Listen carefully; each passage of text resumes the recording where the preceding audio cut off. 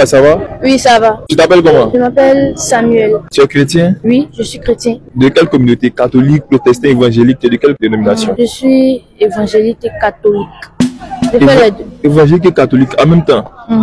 Comme tu dis que tu es évangélique en même temps catholique. Les catholiques, ils se prosternent devant les statuettes. Tu sais ça, non? Oui, devant la statue de la Vierge Marie. Voilà, devant la statue, effectivement. Mais est-ce que les évangéliques font ça? Les évangéliques? Non.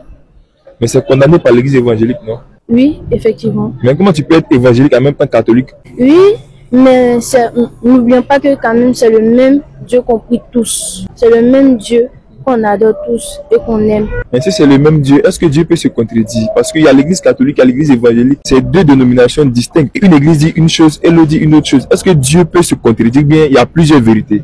Non, Dieu ne peut pas se contredire, mais l'homme parfois détourne certaines vérités des choses. Peut-être que le fait de se prosterner devant des statuettes ne sont pas bonnes. Peut-être que c'est le contraire. Je n'ai pas la parole en savoir, mais peut-être qu'en lisant la Bible, tu peux plus approfondir tes réponses en cherchant plus. Bon, je vais lire un passage, tu vas donner comment tu comprends.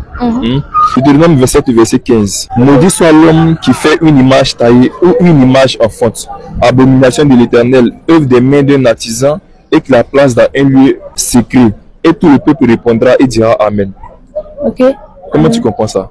Bon, chacun a sa manière de voir les choses. Peut-être que cette parole, c'est la même parole qui a été détournée. Chacun a sa vision des choses. On ne peut pas critiquer l'un en disant que c'est mal et condamner fermement. Car c'est le même Dieu, on prie tous, je viens juste de le dire. Et cette statue, c'est juste un objet de Jésus.